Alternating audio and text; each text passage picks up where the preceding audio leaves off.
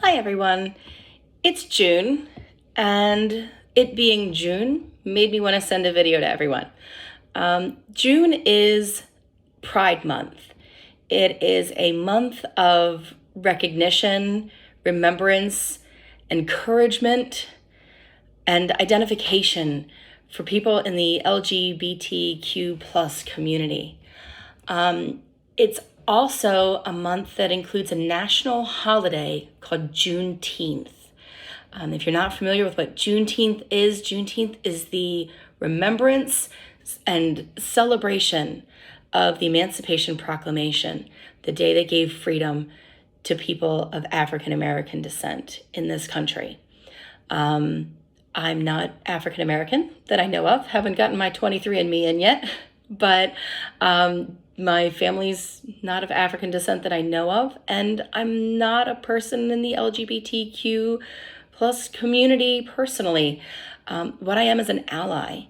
And so this month means a lot to me because of that, because I'm not a part of these communities, but I love the people who are.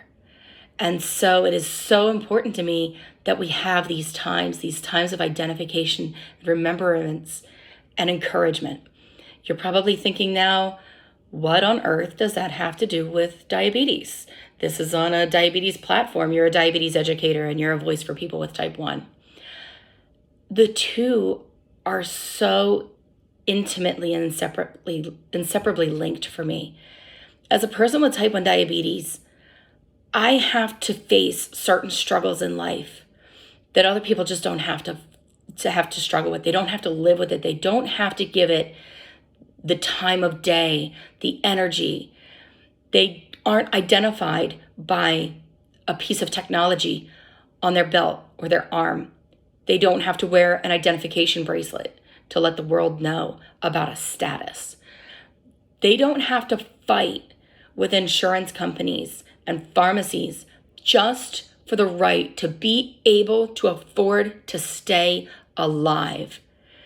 They don't have to fight every day against the stigma from the outside and the inside of a thing that they didn't have any choice about. They were born with it. They grew into the realization and the self-identification of who that is, what it means to be a person with type 1. A lot of people just don't have to live with that. So they don't identify with the struggle. They don't know what it is. They might hold me up as someone on a pillar, some sort of hero for living through it. I don't think of myself that way. They might put me down and stigmatize me and think, oh, well, maybe you did it to yourself, or it's not that big a deal. Why are you talking about it? They've had treatments for diabetes since the 50s. Why are we still talking about it? Is that even a thing? It's not like it's going to kill you. And I can't say that, I can't identify that without realizing there are so many people who share that. Not because they have type 1, because they were born with a certain skin color in a certain part of the world, or because they were born loving someone of the same gender, or because they were born identifying internally in who they are differently from the package that they came in, or because the way they move through life is different from how the general public moves through life. I, as a person with type 1, have specific challenges because I'm born a part of this community that makes up less than 1% of the global population. That gives me a certain skill set. And it gives me a certain identity, and it should also give me a certain sensitivity. It should heighten my awareness to other people that live in populations, in communities, where just who they are is bringing them challenges. And as a person with type 1, one of the skill sets that it brings me is it makes me tenacious. It makes me a hater of injustice. When I see my community being shortchanged, being overcharged for medications, being underserved by their clinicians, being overlooked by our policymakers, by our educators, by the world around us, being prevented from getting jobs, being shortchanged on insurance policies that we can't get short-term disability insurance coverage, or we're charged more for life insurance. That is injustice, and it makes me loud, and it makes me passionate, and it makes me a force for change. And when we unite as people with type 1, we can make things happen. But if I stop there, if I let it stop me and it only impacts me and my type 1 community, has it stopped short?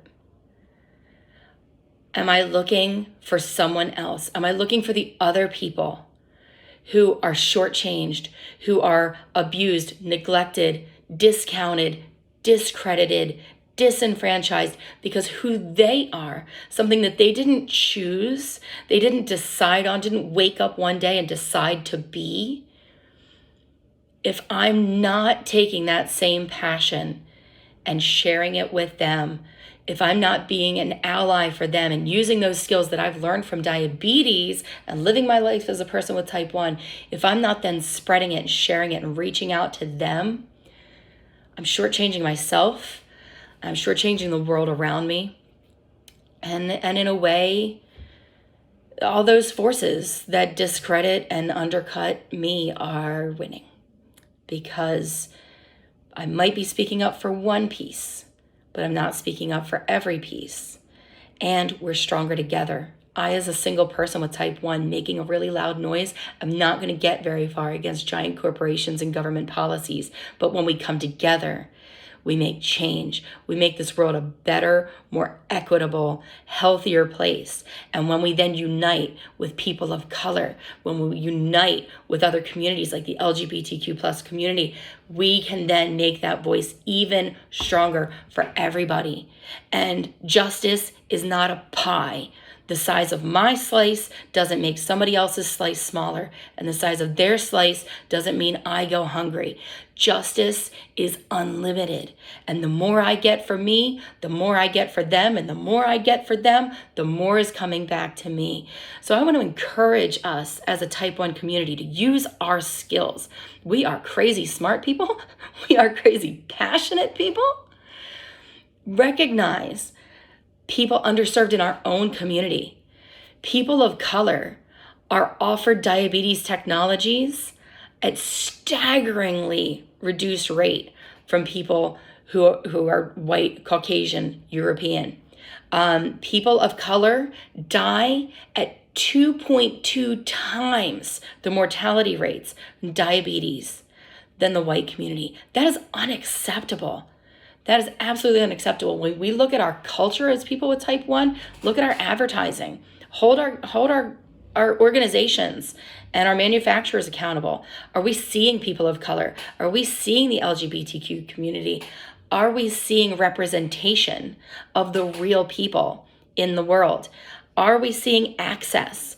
Are we seeing, do we have more diabetes clinics in affluent white neighborhoods than we have in low-income neighborhoods, largely, populated by people of color? Speak out. Use our voices. It's not just about getting our pharmaceuticals cheaper and getting insurance to cover our devices. It's about everyone with diabetes benefiting, because when we all are getting justice, we are all going to have a louder voice, and we're all going to benefit. And then take it outside of diabetes. Don't stop there. My life doesn't stop as a person with type 1. My life is my family. It's my finances. It's my civic pride, my civic duty. It's my citizenship. It's where I travel. It's the fun I have. It's my hobbies. It's the arts. It's everything about me. And when that space is an inclusive space focused on justice and equity, not just equality, but equity. Equality is basic. Equality is what animals have. Animals have equality, every dog has its day. It's right in the phrases that we use. Squirrels, they all get the same chance to get at the same nut. Humanity is equity. It's when we see people who are challenged and we lift them up. It's when we see people who don't have and we give because that's how we recognize that we do have. Raise our humanity and use those skills for equity for all, everywhere, and celebrate. Every time we have an opportunity to celebrate people, we should take it. I always tell patients, we don't get an A1C because a good A1C because someone's going to celebrate us. There's no trophy, there's no certificate. They don't have a ticker tape parade at my endo's office. I do it because and so I do it for myself and for my health and my wellness. And so I need to celebrate that. I need to celebrate that victory. I need to celebrate that and ask for some recognition. I need to share with people and say, hey, I did a thing. Can you give me a pat on the back over here? That's the same thing we're doing with Pride Month, with Juneteenth, with different heritage months and recognitions of people of different backgrounds, of women. It's saying, I recognize you. I live life with a struggle that I've overcome. And so when I do, I want to celebrate and I want other people to celebrate with me. I recognize your struggle and I recognize your overcoming. And so I celebrate you and I want to celebrate with you. So don't rest on our laurels, people with type 1. We are too strong. Diabetes has taught us too much and brought us through too much. So get out there, use those powers, use those superpowers that we have as type 1 to battle for justice and equity way past just diabetes, within our diabetes world and beyond. So happy Pride Month, happy Juneteenth.